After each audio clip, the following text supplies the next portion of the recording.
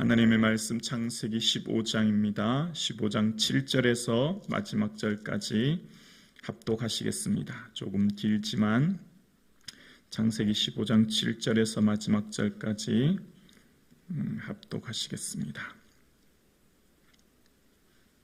함께요.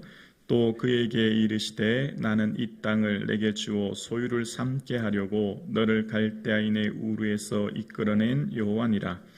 그가 이르되 주 여호와여 내가 이 땅을 소유로 받을 것을 무엇으로 알리까? 여호와께서 그에게 이르시되 나를 위하여 3년 된 암소와 3년 된 암염소와 3년 된 순양과 산비둘기와 집비둘기 새끼를 가져올지니라. 아브람이 그 모든 것을 가져다가 그 중간을 쪼개고 그 쪼갠 것을 마주 대하여 놓고 그 새는 쪼개지 아니하였으며 솔개가 그 사체 위에 내릴 때에는 아브람이 쫓았더라. 해질 때 아브람에게 깊은 잠이 임하고 큰 흑암과 두려움이 그에게 임하였더니 여호와께서 아브람에게 이르시되 너는 반드시 알라. 내 자손이 이방에서 객이 되어 그들을 섬기겠고 그들은 400년 동안 내 자손을 괴롭게 하리니 그들이 섬기는 나라를 내가 징벌하시며 그 후에 내 자손이 큰 재물을 이끌고 나오리라.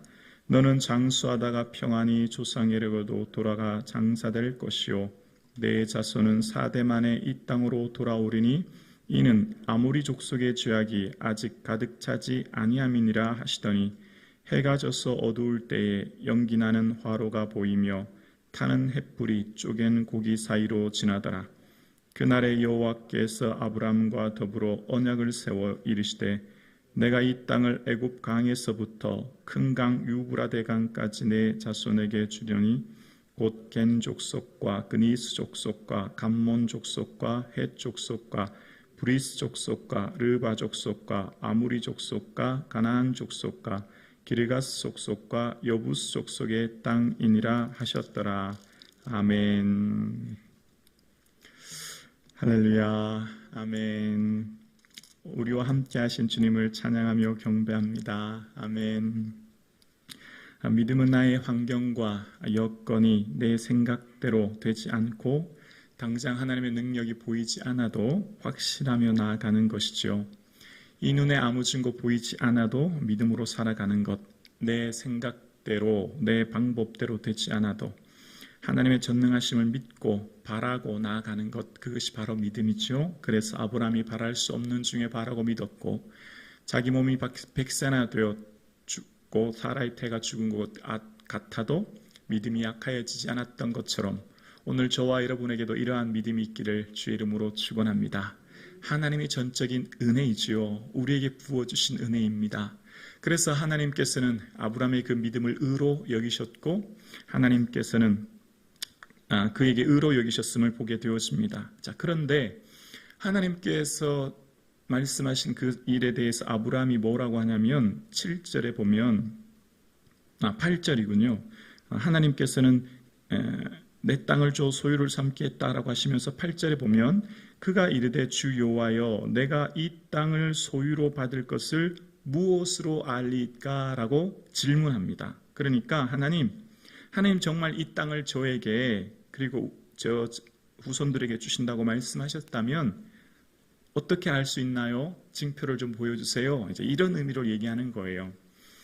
우리가 생각할 때 이 징표를 보여달라. 내가 어떻게 알 수 있습니까? 이런 표현을 보면 흔히 우리의 첫 선입견은 좀 믿음이 없구나 뭐 이런 생각 드시죠. 뭔가 못 믿어서 이러나 이제 이런 게 우리의 첫 선입견인데 그렇지 않습니다. 징표를 보여달라고 하는 것은 이게 무엇에 기초하느냐에 따라 다른데요. 믿음으로 기초해서 징표를 요구하는 것은 전혀 불신앙의 사건이 아닌 것입니다. 이것을 어떻게 알 수 있냐면 열왕기하 5장에 보면 히스기야가 중병이 들어요. 그래서 하나님께 기도하죠. 그래서 하나님이 내가 내 기도를 들었고 내 눈물을 보았노라 라고 하셨고 그러면서 내가 3일 안에 성전에 올라가게 될 거야 라고 말씀하셨죠. 그러니까 히스기야가 이런 질문을 해요. 히스기야가 이사야에게 이르되 여호와께서 나를 낫게 하시고 3일 만에 여호와의 성전에 올라가게 하실 무슨 징조가 있나이까 하니 징조를 보여달라는 거예요. 히스기야가 그러니까 그것을 하나님께서는 히스기야에게 믿음 없다고 책망하신 것이 아니라 오히려 그에게 한 징표를 보여주십니다. 이사야가 이르되 여호와께서 하신 말씀을 응하게 하실 일에 대하여 여호와께로부터 왕에게 한 징표가 이 말이다.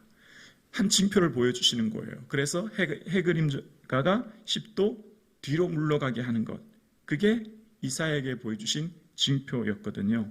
그러니까 지금 이사야가 하나님 앞에 기도하고 하나님께서 치유되었다 말씀하실 때 징표를 요구했고, 첫 번째는 이제 상처에 모아가 뭉치를 올려놓으라고 말씀하셨고, 그 뒤에는 다시 징표를 요구하자 해그림조가 뒤로 물러가는 걸 요구하는 것입니다. 그런데 반면에 다른 모습이 나와요. 반면에 오히려 징표를 보여주신다고 했는데 거부한 것을 불신앙이라고 얘기해요. 이사야 7장에 보면 하나님이 아하스 왕에게 말씀하십니다.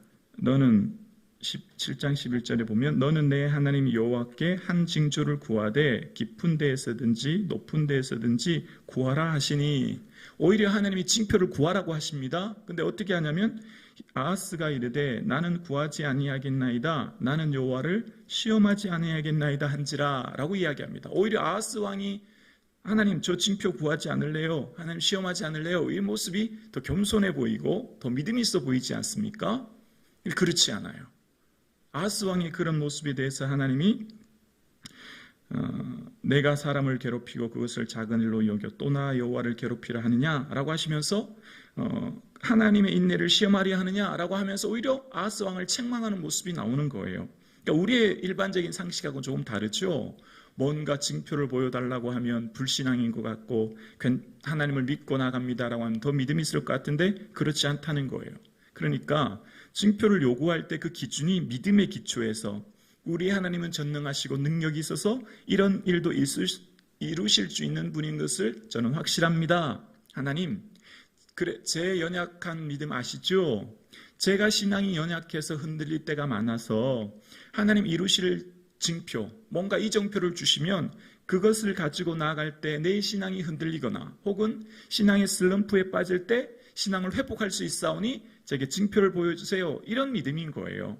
그러니까 하나님의 신실하심을 믿고 그 믿음 안에 요구하는 징표가 오히려 그 신앙에 하나님 기뻐하시고 그에게 보여주신다는 것을 알 수 있는 것입니다. 사랑하는 성도님, 2023년 하나님께서 저와 여러분에게 새로운 믿음의 이정표를 보여주는 역사가 있기를 주의 이름으로 축복합니다. 이전에 없었던 은혜가 임하기를 주의 이름으로 축원합니다. 하나님께서 2023년을 분기점으로 삼아 이 전과 이후로 나누어지는 놀라운 은혜가 이 새해에 임할 수 있기를 주의 이름으로 축복합니다.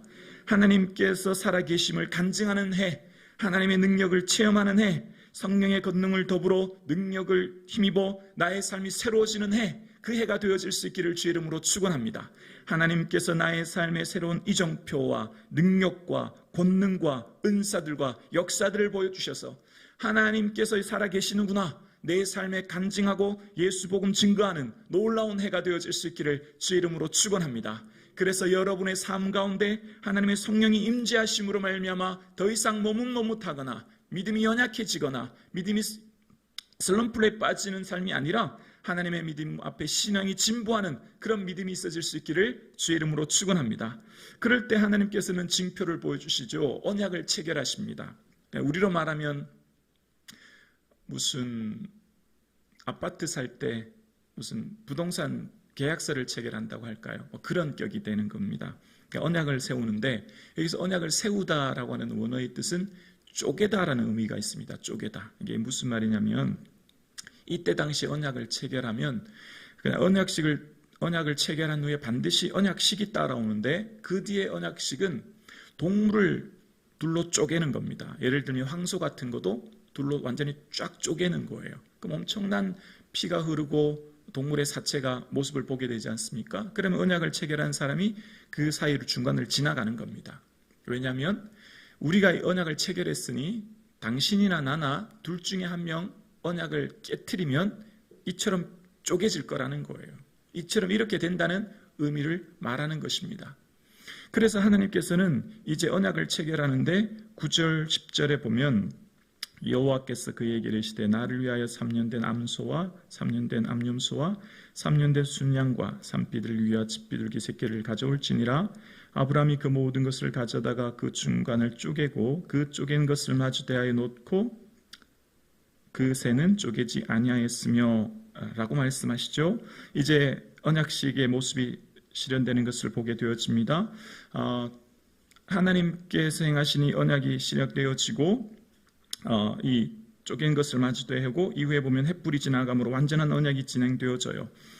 그런데 아시는 것처럼 언약을 어긴 한 사람 아브라함을 기억하십니까?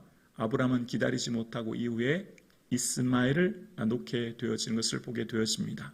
그러면 당연히 아브라함이 쪼개져야 되겠죠. 그러나 주님께서는 대속의 은혜를 주시사 아브라함이 아니라 당신의 아들 예수 그리스도를 주심을 보게 되어집니다. 네, 목사님 저를 비춰주시면 됩니다. 그러면서 하나님께서는 아브라함에게 무슨 약속을 하시냐면 13절과 14절에 하나님이 아브라함에게 이런 말씀을 하세요. 여호와께서 아브라함에게 이르시되 너는 반드시 알라 내 자손이 이방에서 객이 되고 그들을 섬기겠고 그들은 400년 동안 내 자손을 괴롭히리니 14절이요 그들이 섬기는 나라를 내가 징벌하지며 그 후에 내 자손이 큰 재물을 이끌고 나오리라 라고 말씀하십니다. 하나님께서는 아브라함에게 앞으로 있어질 일들에 대해서 얘기하는데 이방에서 객이 된다. 이게 애굽에서 객이 되어서 400년 동안 자손을 괴롭히게 되는 일이 있게 되어지고 이후에 큰 재물을 이끌고 오게 된다라고 말씀하시는 것을 보게 되었습니다. 이방에서 객이 되는 것 이것을 흔히 이 신명기에도 보면 쇠풀무 애굽에서라고 이야기합니다. 쇠풀무 애굽. 왜 쇠풀무 애굽에서 하나님 그곳에 가게 하셨을까요? 학대받을수록 더 번성해져 갔습니다. 오히려 그 쇠풀무불 같은 애굽에서 그들을 더 번성케 하시는 마치 모짜리와 같은 역할을 하게 하시는 곳이 애굽이었어요. 자, 그런데 하나님께서 이루시는 그 일들은 약속하신 대로 이루시는 분이죠. 천지는 없어져도 약속의 말씀은 반드시 성취되는 줄로 믿습니다. 그래서 하나님께서는 이렇게 오늘 말씀하셨고 그 말씀하신 대로 이후에 출애굽기 22장 23절 이하에 보면 여러 해 후에 애굽 왕은 죽었고 이스라엘 자손은 고된 노동으로 말미암아 탄식하며 부르짖었으니 그 고된 노동으로 말미암아 부르짖는 소리가 하나님께 상달된지라. 24절 함께 고백할까요? 하나님이 그들의 고통 소리를 들으시고 하나님이 아브라함과 이삭과 야곱에게 세운 그 언약을 기억하사. 네, 여기까지입니다. 하나님이 그들을 이끌어내신 이유는 언약을 기억하셨기 때문이라는 거예요. 하나님께서는 천지는 없어져도 언약은 반드시 성취됨을, 하나님께서는 그들을 이끌어내신 것을, 그들의 고통을 들으셨을 뿐만 아니라 더 중요한 근거가 뭐냐면 언약을 기억하셨기 때문이라는 거예요. 그래서 그들을 돌보셨고 기억하셔서 이끌어내셨다는 것입니다. 사랑하는 성도님, 우리는 기도할 때 뭘 의지하여 기도합니까? 금식하고 철야하고 내가 애쓰는 것이 아니라 살아계신 하나님 말씀 의지하여 기도할 수 있기를 주의 이름으로 축원합니다. 말씀에 기록하셨잖아요. 언약의 말씀 주셨잖아요. 그 말씀 의지하여 기도할 때 하나님의 능력과 은혜를 우리는 누리게 될 줄로 믿습니다. 이스라엘 백성들을 이끌어낸 것은 언약 때문인 거죠. 바로 오늘 창세기 15장의 언약. 그 언약하신 것을 기억하신 하나님이 그곳에서 이끌어내신 거예요. 그렇게 이끌어내신 이유가, 이렇게 하신 이유가 16절에, 창세기 15장 16절에 나오는데요. 내 자손은 4대 만에 이 땅으로 돌아오리니 이는 아모리 족속의 죄악이 아직 가득 차지 아니함이니라 하시더니 라고 이야기합니다. 왜 그렇게 하셨냐면 아직 이 땅에 아모리 족속의 죄악이 가득 차지 않았다는 거예요. 자, 어떤 의미죠? 하나님은 어떤 백성이든지 어떤 족속이든지 공평하게 살아가십니다. 모두를 사랑하십니다. 억지를 무엇을 빼앗아 누구에게 주시는 분이 아니에요. 그러나 어떤 족속이든지 그 땅에 거하는 사람들이 죄악을 지으면 하나님은 첫 번째 참고 인내하며 기다리십니다. 뭐 하기까지? 돌이키며 회개할 때까지. 그러나 그 죄악이 점점 차고 그 죄악이 점점 무거워질 때 하나님은 심판하게 되는 거예요. 그것을 이후에 우리는 소돔과 고모라를 통해 알 수 있죠. 죄악이 심히 무거웠다고 이야기합니다. 그 죄악이 점점 무거워서 하나님이 직접 내려가서 확인하시죠. 그래서 그 땅에 심판하시는 것처럼 지금은 아직까지 아모리 죄악 속의 죄악이 가득 차지 않았음을 이야기하시는 거예요. 그래서 이후에 출애굽기 3장 이후에 보면 아모리 족속의 죄악을 찾서 그것을 데려오는 것을 이야기하고 계신 것입니다. 사랑하는 성도님, 하나님께서는 우리를 사랑으로 품고 인내하고 기다리십니다. 모든 족속을 사랑하시고 모든 사람들이 구원받기를 원하시는 것이죠. 하나님께서 주신 이 기회, 하나님께서 주신 구원의 문이 열렸을 때 주께 나아갈 수 있는 저와 여러분 되어질 수 있기를 주의 이름으로 축원합니다. 그래서 놀라운 은혜를 주시는데요. 18절입니다. 18절에 보면 그날에 여호와께서 아브라함과 더불어 언약을 세워 이르시되 내가 이 땅을 애굽 강에서부터 큰 강 유브라데까지 내 자손에게 주노니. 자, 그러니까 지금 하나님이 드디어 주신다고 하신 땅의 경계가 대략 나오는 거예요. 이집트 나일강에서부터 북쪽 이라크 유프라테스 강까지, 우리로 말하면 무슨 이라크, 시리아, 레바논, 이스라엘 이런 엄청난 경계 땅을 허락해 주시는 거예요. 그런데 지금 실제 이스라엘 백성들이 가지고 있는 땅은 경상남북도 정도의 작은 땅만 가지고 있는 것을 보게 되었습니다. 이전에 하나님께서 주시고자 하는 땅은 원대하고 크고 놀라운 것을 알 수 있어요. 무뼈를 바라보라. 자손이 얼마나 큰지, 또 하나님 주시고자 하는 땅도 오늘 본문에 보면 그 경계가 엄청나게 큰 것을 알 수 있어요. 하나님이 주시고자 하는 은혜는 우리의 상상을 초월하는 줄로 믿습니다. 우리가 도저히 이해할 수 없는 엄청난 은혜와 능력을 우리를 선물로 주시고 우리를 위해 예비하여 주시고 우리에게 주시기 원하는 분이 하나님이신 줄로 믿습니다. 그러나 이스라엘 백성들이 그 큰 땅이 아니라 이후에 여호수아를 통해서 기억하시죠? 3명의 지파의 3명이 나가서 땅을 그려오게 합니다. 그것이 이스라엘 백성들이 얻을 땅의 초안이 되는 것이죠. 하나님의 능력이 부족해서 작은 땅을 얻는 것이 아니라 그들의 믿음이 연약해서 그들이 하나님의 능력을 제한해서 이후에 다윗 왕 때 그 영토를 회복하지만 이후에 다시 작아지는 것을 보게 되어져요. 하나님이 주시는 은혜는 엄청나고 놀라운, 우리가 도저히 상상할 수 없는 큰 은혜를 우리를 위해 준비하고 계신 줄로 믿습니다. 우리는 뭐 하면 되죠? 믿음으로 바라보고 내 입을 넓게 열라. 입을 여는 것은 누구예요? 내가 열면 되는 것이죠. 믿음으로 꿈꾸고 바라보면 되는 것이죠. 채우는 분은 누구예요? 내가 채우리라. 하나님이 채우시는 거죠. 우리는 입을 열면 되는 것입니다. 꿈을 꾸고 바라보면 되는 것이죠. 내 장막터를 넓히며 내 초소의 휘장을 아끼지 말고 널리 펴되 내 줄을 길게 하며 너의 말뚝을 견고하게 할지니라. 장막터를 넓게 펼치는 것입니다. 장막, 살고 있는 집처죠. 집처를 넓게 펼칠 때 주신 은혜를 바라보라는 거예요. 사랑하는 성도님, 2023년 주께서 나에게 주실, 우리 자녀에게 주실 놀라운 꿈과 비전을 바라볼 수 있기를 주의 이름으로 축원합니다. 여러분이 생각하는 그 이상의 꿈을 꾸기를 원합니다. 우리 자녀들을 향해, 우리 가정을 향해 놀라운 은혜 주실 줄로 믿습니다. 지금 새로운 한 해, 이전에 늘 기도하던 방식이 아니라 이전에 하지 않았던 더 크고 더 원대한 꿈을 꾸고 바라볼 수 있기를 주의 이름으로 축원합니다. 우리 하나님께서 얼마나 크고 놀라운 은혜를 주실지 우리는 반드시 경험하며 누리는 한 해가 될 줄로 믿습니다. 지금 비록 내 삶에 보여지지 않고 만져지지 않아도 아브라함이 바랄 수 없는 중에 바라고 믿었던 것처럼 하나님이 주실 꿈과 계획이 얼마나 크고 원대하다고 하는 것을 본문을 통해 우리에게 말씀하고 계십니다. 하나님 주실 큰 꿈과 비전을 바라보시는 새해 될 수 있기를 주의 이름으로 축원합니다.